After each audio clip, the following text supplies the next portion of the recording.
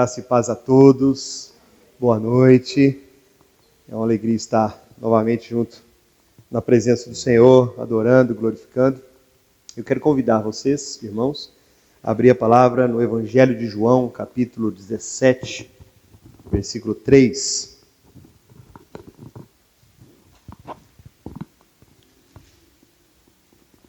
Abaixa o retorno para mim um pouco, por favor.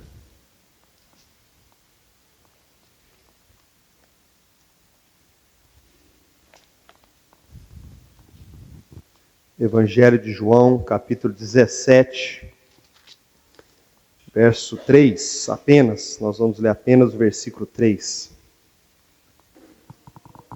Eu vou pedir que os irmãos permaneçam com a Bíblia aberta, nós vamos ler, depois vamos orar, os irmãos permaneçam com a Bíblia aberta. Diz assim: E a vida eterna é esta, que te conheçam a ti, o único Deus verdadeiro, e a Jesus Cristo a quem enviaste. Senhor meu Pai, nós estamos aqui nesta noite, reunidos em Teu nome, Senhor, para louvá-lo, bendizê-lo e também aprender da Tua palavra.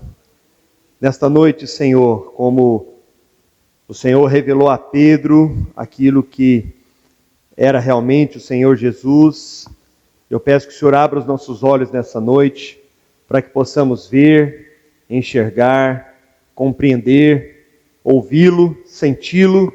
Senhor Deus, e saímos daqui hoje, de fato, com uma nova experiência com o Senhor.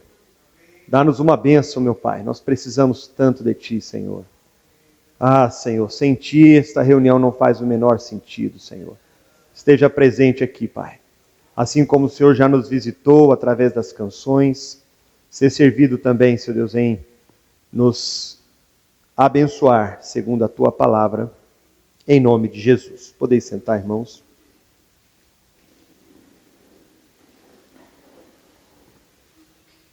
O tema da minha mensagem hoje é: você conhece Deus? Eu comecei a trazer um pouco disso na reunião de jovens que nós tivemos na quinta-feira. Hoje eu pretendo aprofundar um pouco com a igreja, porque essa é uma pergunta que nós precisamos saber responder. Essa é uma pergunta cabiciosa, importante. Você conhece Deus? Você conhece o Senhor? E é curioso porque no Evangelho de João, no versículo que nós lemos, o Senhor Jesus, ele traz uma revelação importante, não é verdade? A vida eterna é esta, que conheçam a Ti, por único e verdadeiro Deus. Isso nos traz alguns ensinamentos práticos e importantes. O primeiro deles é sobre a questão da vida eterna. Esse assunto não está muito na moda, né? As pessoas não estão muito em busca disso. Elas querem viver muito, mas aqui. Elas estão em busca de outras coisas, sucesso, like, seguidores, amigos virtuais. As pessoas estão mais em busca disso, de reconhecimento, de tapinha nas costas, de crescerem, de subirem. Mas Jesus vem fazendo uma proposta dizendo: a vida eterna é esta. E isso é parte da nossa meditação aqui hoje. Vida eterna. E o que é a vida eterna para Cristo? O que Ele ensinou que a vida eterna é? Ele diz na mesma frase, numa mesma frase, ele traz muito ensinamento. Conhecer a Deus. Que segunda coisa que nós aprendemos? É possível conhecer Deus. É possível conhecê-lo. Isso é algo importante, parece ser uma coisa simples, mas nós vivemos em um tempo em que as pessoas imaginam, elas acreditam que Deus é um ser distante, é um ser longínquo, é um ser impessoal, é um ser que não dá para saber muita coisa. Jesus disse ao contrário. E não apenas conhecer Deus, mas conhecer também Jesus Cristo. Irmãos, eu gostaria de levá-los a uma reflexão hoje, por isso que eu pedi para que vocês mantivessem a Bíblia aberta aí, porque nós vamos ver, irmãos, hoje, um pouquinho de quem Deus é. E quando eu falo um pouquinho, é porque, ainda que eu gastasse a noite inteira falando de Deus, eu não esgotaria o assunto E vocês também não conseguiriam absorver tudo que eu poderia dizer, que eu conseguiria dizer a respeito de quem Ele é. É inesgotável. Deus, meus irmãos, é um ser inesgotável. O conhecimento de Deus, ele é tão elevado, presta atenção nisso, irmão, que nem mesmo na eternidade nós o conheceremos plenamente. Nem lá na glória nós vamos conhecer Deus na sua totalidade. Nós vamos passar uma eternidade de eternidade conhecendo Deus. E sempre vamos conhecer algo a respeito dele. Glória a Deus por isso. Mas quando se fala em vida eterna, então vamos lá. É curioso porque, irmãos, uma coisa que nós não conseguimos acostumar é com a morte. A morte é uma coisa que nos assombra. A morte é uma coisa que nos assusta. A morte é uma coisa que causa impacto para nós. Todas as vezes que sabemos de que alguém partiu, que saiu desse mundo, isso é algo que, por mais que nós tenhamos em mente que um dia nós vamos passar, um dia todos vão passar, isso é algo que nos choca. Por quê? Porque no plano original de Deus, nós fomos feitos para viver para sempre. Deus planejou isso para nós. Quando Deus criou o homem, Ele criou para viver para sempre com Ele. E é exatamente por essa razão que no Éden Deus coloca ali a árvore da vida. E o homem, se comesse, se alimentasse dela, ele viveria para sempre. Mas é curioso porque ele escolheu outro caminho. Adão e Eva escolheram outro caminho, a morte. O Senhor colocou diante deles vida e morte, e deu uma ordem. E eles escolheram a morte. Eles escolheram outro caminho. E a consequência foi fatal. Foram expulsos do Éden, mas principalmente morreram espiritualmente. E isso vem passando de geração em geração.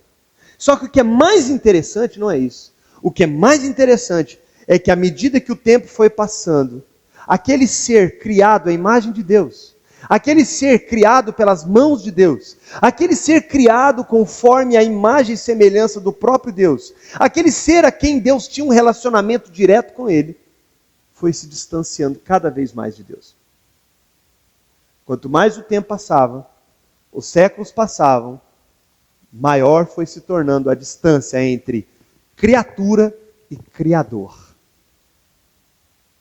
E isso trouxe consequências sérias. Só para os irmãos terem uma ideia, Adão viveu 962 anos.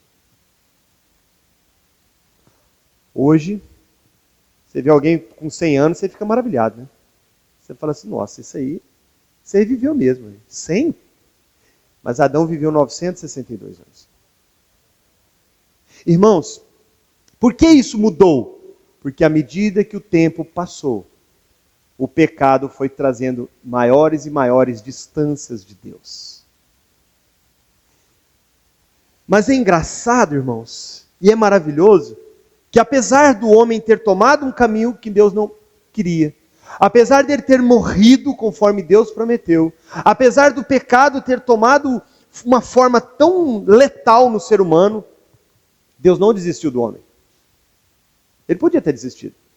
Ele podia ter abandonado o barco. Ele podia ter, esse projeto aí fracassou, deu errado. Deixa eles aí. E eu vou dizer uma coisa para os irmãos. Se Deus tivesse nos abandonado, a raça humana já teria sido extinta. Ela já tinha...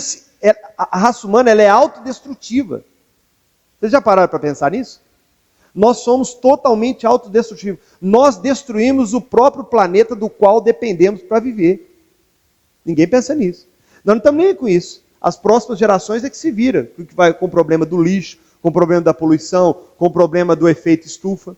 Nós somos autodestrutivos. Mas não apenas na questão da autodestruição física, mas autodestrutivamente morais. Deus chegou a um ponto de olhar para o homem, na época de Noé, e a Bíblia dizer, e Deus se arrependeu ou se entristeceu de ter feito o homem, porque os seus pensamentos são continuamente maus diante de mim. Deus enviou um dilúvio, salvou uma família, mas as águas do dilúvio varreram a terra, mas o pecado continuou no coração deles. Mas Deus não desistiu. E é interessante, irmãos, porque Deus querendo se fazer conhecido, porque Deus querendo novamente resgatar este relacionamento, porque Deus novamente querendo o homem, porque Deus de fato amou o homem, Deus enviou Jesus. Deus se fez homem e veio a esse mundo. O Verbo se fez carne e habitou entre nós e vimos a sua glória como a glória do unigênito do Pai. Irmãos, isso é glorioso demais, porque em todas as religiões do mundo não existe nada semelhante. Um Deus soberano, criador do universo, que envia o seu único filho na forma da sua criatura. Jesus se fez como um de nós. E a Bíblia diz em Colossenses 2,9: porquanto nele habita corporalmente a plenitude da vida. Em Jesus, queridos irmãos, ele era Deus e homem ao mesmo tempo, e nele estava revelado o amor de Deus.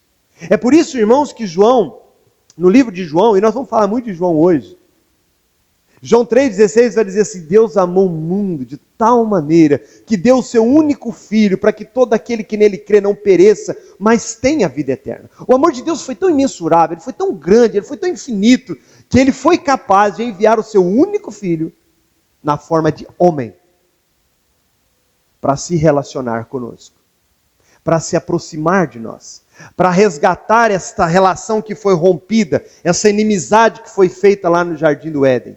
Lá no Éden, a aliança de Deus e os homens, a sua criatura, foi rompida. Então Deus envia Jesus. Ele não desiste. Ele não abre mão dos seus. Ele envia Cristo para resgatar o homem. Irmãos, eu sei que isso talvez para muitos possam, eu sei que para muitos isso às vezes é uma coisa assim: ah, mas isso eu sei, ah, mas isso eu já ouvi, isso nós estamos careca de ouvir. Irmãos, isso para um crente nunca vai ser normal. Um crente de verdade sempre vai se maravilhar com isso.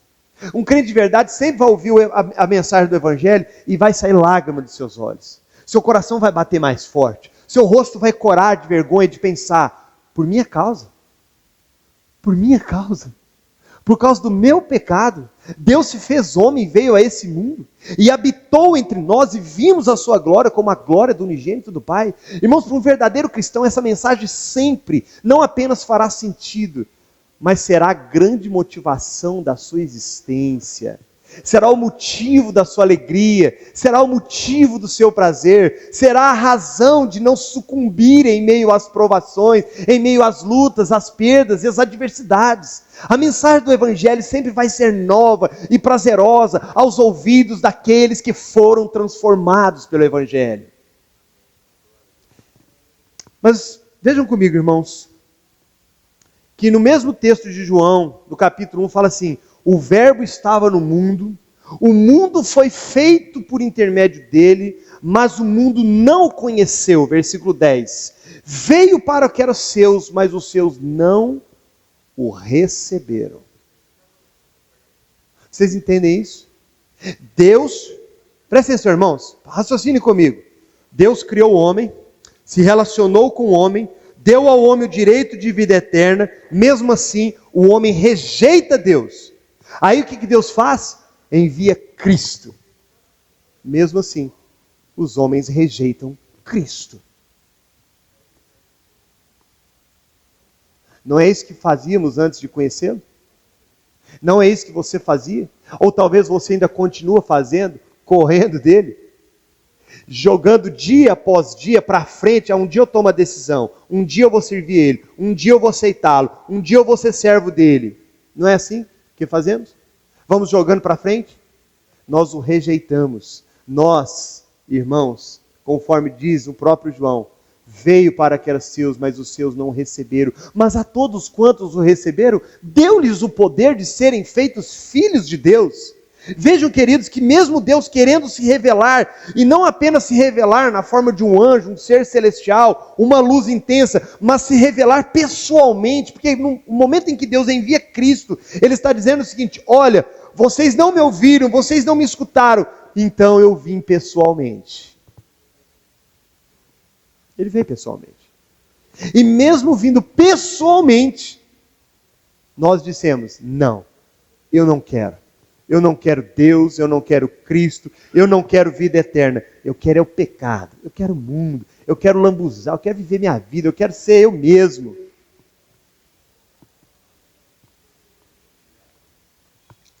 Então, irmãos, uma coisa que nos afasta tremendamente de Deus é a ignorância. A ignorância. Eu falei com os jovens na quinta-feira e vou repetir para os irmãos. Oséias 4, versículo 6, nos diz: o meu povo perece por falta de conhecimento.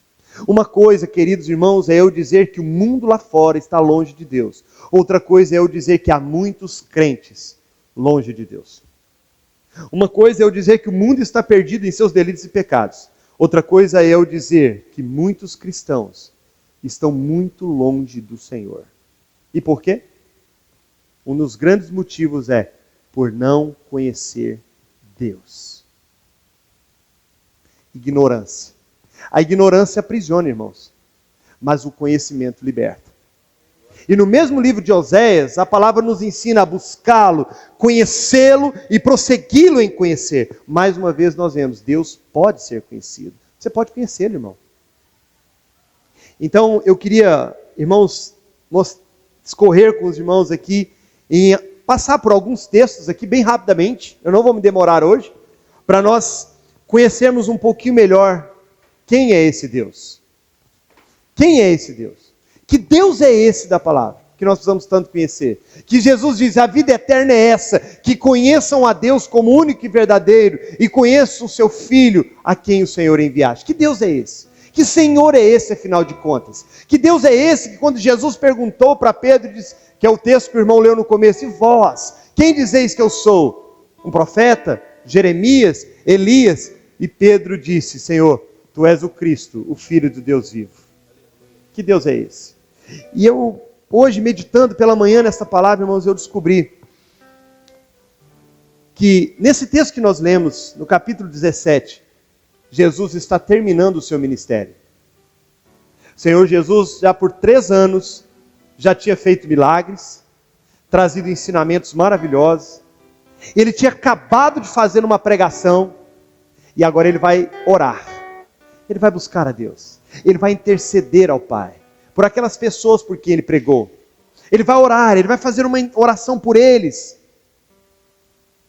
Porque logo, em breve, ele seria crucificado. E na oração dele, no final dessa pregação, nós vamos ver que o grande interesse dele foi se revelar aos homens. Então no capítulo 1, irmãos, vá comigo, capítulo 1, versículo 29. Jesus Cristo, no capítulo 1 de João, se revela como o Cordeiro de Deus que tira o pecado do mundo. João Batista, batizando os seus discípulos, olhou para Jesus de longe e disse, eis aí, o Cordeiro de Deus que tira o pecado do mundo. Irmãos, no capítulo 1 nós vemos Jesus como Deus sendo o Cordeiro, aquele que veio para morrer, aquele que veio para pagar a dívida, aquele que veio para nos resgatar, aquele que veio para pagar aquela dívida que nos separava de Deus. Mas no capítulo 2, no versículo 11, Jesus já aparece num casamento, e agora ele transforma água em vinho. Ele inicia o ministério de fato, para mostrar que ele é o Deus de milagres. Ele é o Deus que opera quando não há mais saída. Ele é o Deus que opera quando para nós não tem mais jeito. Ele é o Deus que quando a alegria do vinho acaba, a alegria da vida acaba, a alegria do casamento acaba, os prazeres desse mundo todos se vão, Ele se apresenta e transforma a água em vinho e nos traz de volta a alegria da salvação. No capítulo 3, queridos irmãos, Ele se apresenta a Nicodemos como aquele que pode nos levar a nascer de novo, como aquele que foi enviado por Deus por tamanho amor, no capítulo 3, no versículo 16. E no final do capítulo 3, ele fala assim, por isso, versículo 36, João 3, 36, por isso quem crê no Filho tem a vida eterna. O que todavia se mantém rebelde contra o Filho, não verá a vida, mas sobre ele permanece a ira de Deus. No capítulo 3, Jesus não revela apenas o amor de Deus, ele revela também a ira de Deus. Ele revela que todos estão debaixo da ira de Deus por causa do pecado. Mas ele diz que todo aquele que crê, há esperança para ele. Há esperança. Jesus se apresenta como aquele que pode salvar, como aquele que foi enviado para que a ira do Pai não mais nos alcançasse. No capítulo 4 de João, versículo 26, Jesus tem um diálogo com a mulher samaritana, e ele fala acerca do Messias que haveria de vir, e ela fala: Senhor, eu creio. E Jesus diz assim: eu sou o que fala contigo. Ele é o Messias, ele é aquele que foi enviado do Pai para nos comprar para Deus. Ele é aquele que foi prometido, é aquele que está em toda a palavra. E é por isso que no capítulo 5 de João, no versículo 39, ele fala assim: examinai as Escrituras, porque elas testificam, são elas que testificam de mim. Olha que interessante, irmãos. O Senhor Jesus, ele quer tanto que você o conheça, que ele olha para você e diz assim: filho, pega a sua Bíblia, eu estou aqui em todas as páginas, eu quero me revelar a você. Examina. Quando ele fala examina, ele não está falando só para você ler, não, irmão. Ele está falando para você pegar esse livro e debruçar sobre ele, versículo por versículo, porque ele está em cada palavra das Escrituras. No capítulo 6, versículo 51, Jesus disse: eu sou o pão da vida que desceu do céu, e se alguém comer, viverá eternamente. Jesus agora se revela como aquele que é o pão, aquele que é capaz de saciar a sua fome, a fome da sua alma, esse vazio que está aí dentro, que nada sacia, que você fica de um lado para o outro, tentando achar em coisas, achar em relacionamentos, achar em pessoas uma solução, e o coração continua vazio. É porque falta isso aqui, ó, o pão da vida. Ele se apresenta no capítulo 6 como o pão da vida. Mas já no capítulo 7, Jesus se apresenta como a água da vida. Quem tem sede, venha a mim e beba. João 7,37. Olha que coisa maravilhosa, irmãos. Que em cada capítulo do Evangelho de João, Jesus se apresenta de uma forma. Você está sedento, irmão? Você está seco? Está árido? Está difícil? O deserto está seco demais? Não há resposta? Você se sente sozinho nesse deserto? Jesus se levanta no nosso meio e diz: quem tem sede, venha a mim e beba. Glória a Deus. No capítulo 8, versículo 12, Jesus diz assim: eu sou a luz do mundo. Quem me segue não andará em trevas. Pelo contrário, terá a luz da vida. Se nos capítulos anteriores Jesus se revela como Messias, como Deus, como Cordeiro de Deus, como pão vivo, como água viva, aqui, queridos irmãos, ele se revela como a luz do mundo para todo aquele que está em trevas. Você está em trevas? Você não sabe o que fazer da sua vida? Você não sabe para onde ir? Você não sabe que decisão tomar? Você não sabe o que vai ser do seu amanhã? Você está perdidinho, perdidinha? Jesus é a luz do mundo. Ele veio para iluminar o seu caminho. Olha que curioso, irmãos, João 8,32, e conhecereis a verdade, e a verdade vos libertará. Ele se apresenta como a verdade que liberta. No capítulo 9, Jesus se apresenta de uma forma muito interessante. Havia um cego, Jesus curou o cego, e os homens perguntaram para ele assim: quem fez isso com você, rapaz? O pessoal conhecia ele, né? Sabia que ele era cego. E o rapaz disse assim: eu não sei não. Eu só sei que eu era cego e agora eu vejo. E de repente Jesus reencontra com ele. E aí o Senhor Jesus se revela a ele no versículo 37, versículo 38.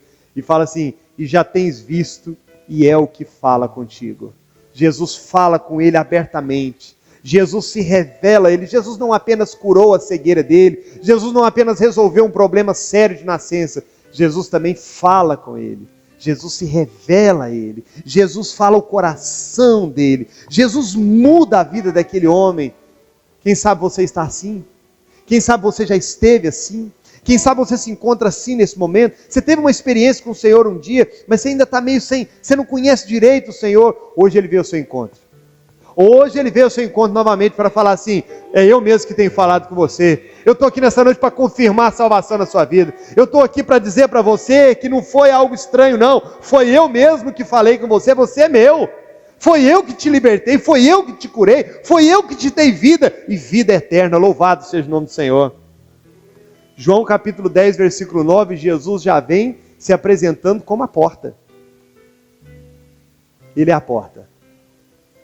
A porta que nos leva para o céu. Mas não é só a porta que leva para o céu não, irmãos.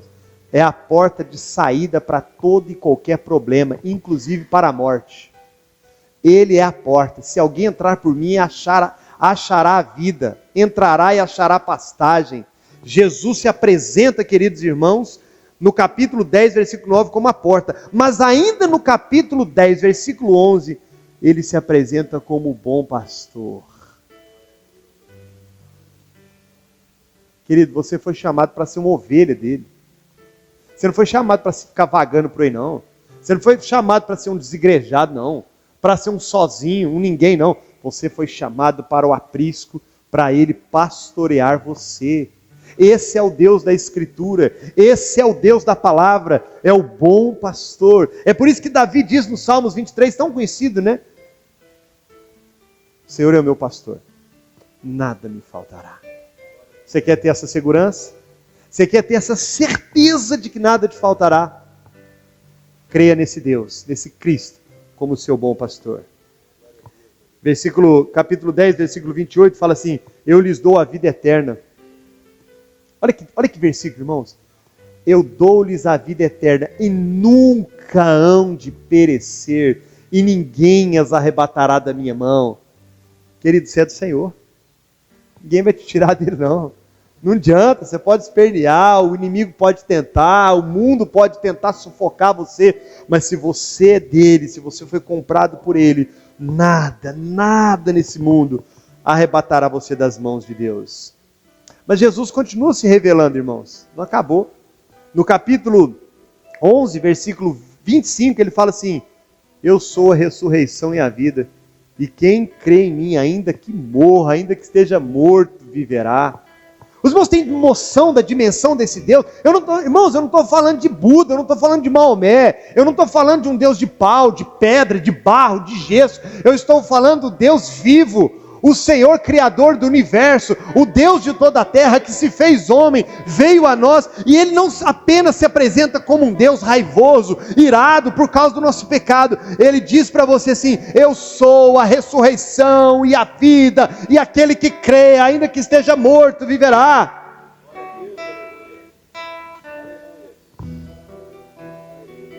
Ainda no capítulo 12 de João, Jesus fala assim, versículo 45, capítulo 12, 45. E quem vê a mim, vê aquele que me enviou. Às vezes, querido, você pode achar que você é pecador demais e nunca vai conseguir se relacionar com Deus, que é tão santo, que é tão puro, que é tão poderoso. Mas Jesus veio ao mundo para dizer para você o seguinte: eu, o Filho de Deus, se você me vê, se você crer em mim, se você tiver um relacionamento comigo, você também vai ver o Pai. Você também vai conhecer o Pai. Eu mesmo vou te levar a Ele. Eu mesmo vou te apresentar para Ele. Eu mesmo conduzirei você à presença do meu Pai. Isso não é lindo, meus irmãos? Isso não é glorioso? No capítulo 13, olha que texto, irmãos, capítulo 13 agora de João, versículo 19.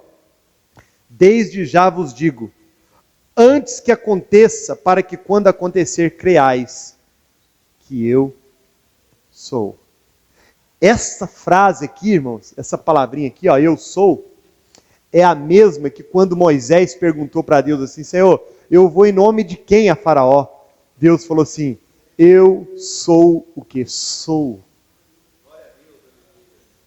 Meus irmãos, o Deus eu sou se fez homem e veio até nós para dizer isso, para que vocês creiam, para que nós creiamos. no verdadeiro Filho de Deus. No capítulo 15, no capítulo seguinte de João, olha como que Jesus se revela. Capítulo 14, versículo 6. Respondeu-lhe Jesus: eu sou o caminho. Você estava em dúvida? Estava inseguro? Ele é o caminho. Mas ele não é só o caminho, ele é a verdade. Mas ele não é só a verdade, ele é a vida. E ele continua dizendo: ninguém vem ao Pai, senão por mim. Você quer conhecer o Pai? Você quer ter intimidade com Deus?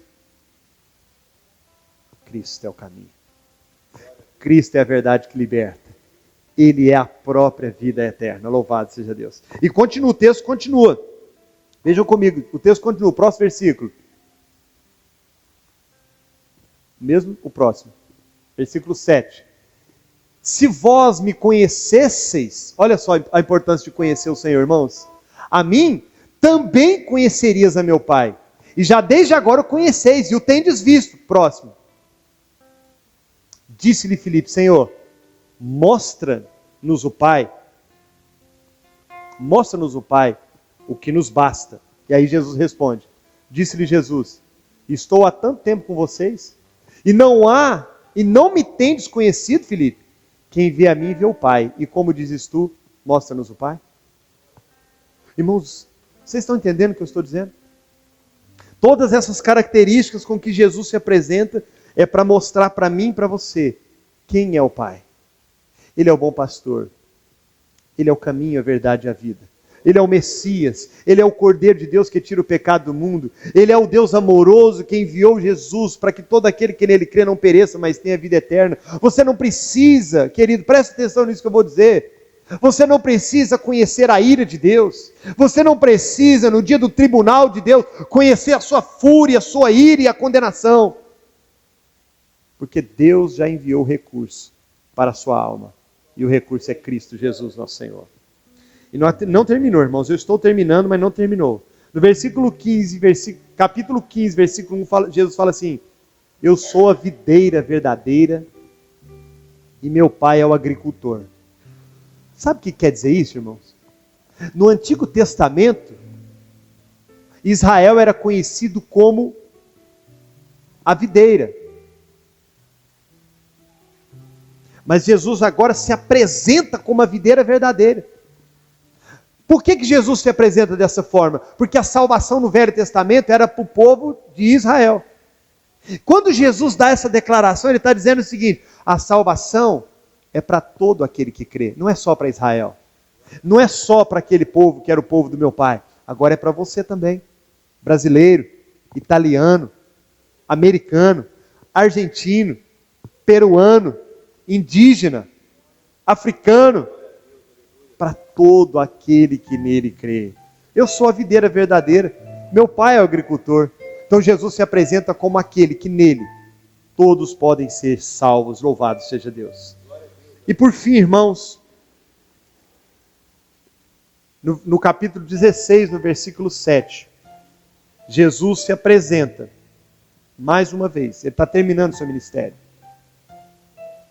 E ele diz assim, João 16, 7 e 8. Mas eu vos digo em verdade, convém que eu vá. Aqui ele revela a sua morte, que ele vai ser transpassado. Porque se eu não for, olha o que ele fala, o Consolador não virá para vós outros. Se porém eu for, eu vou lhe enviarei.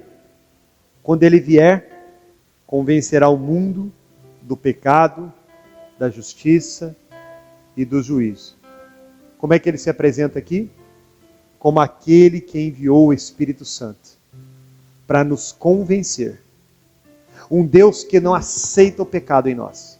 Um Deus que tem ciúmes de nós. Um Deus que olha para nós e vê o quão longe nós estamos, o quão distante nós estamos.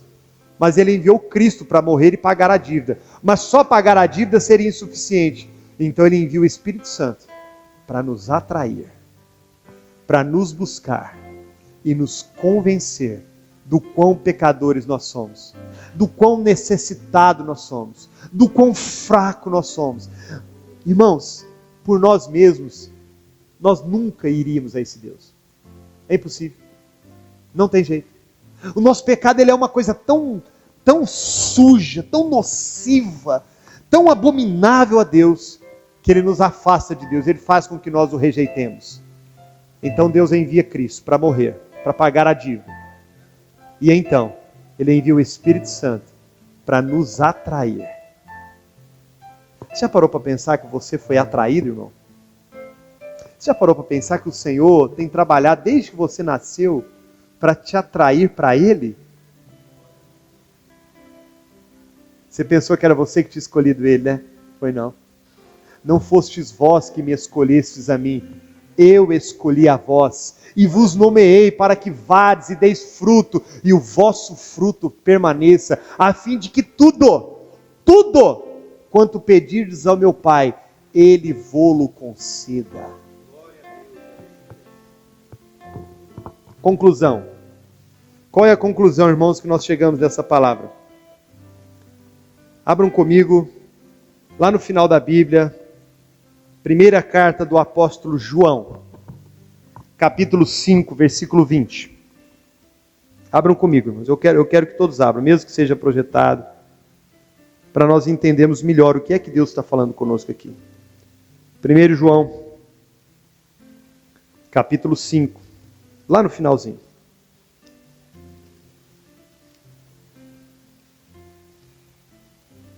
Capítulo 5, versículo 20.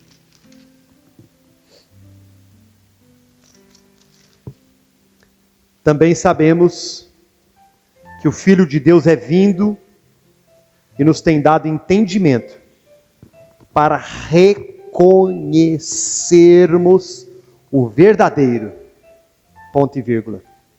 E estamos no verdadeiro, em seu Filho, Jesus Cristo. Este é o verdadeiro Deus e a vida eterna. Volta comigo lá em João 17, irmão. Volta lá. Agora eu termino mesmo. Glória a Deus. João 17. Vocês lembram que eu falei que Jesus aqui no capítulo 17 estava orando ao Pai, pelos seus discípulos, por aqueles que creram, por aqueles que andaram com Ele no ministério, por aqueles que ouviram essas verdades de quem Ele é, a porta, que Ele é o caminho, a verdade, a vida, o bom pastor, o Messias, o Filho de Deus. Tudo isso, vocês lembram? Agora veja o capítulo 17, versículo 24. Presta atenção, irmãos, aqui nessa oração que Jesus faz com tanta emoção, com tanta veemência.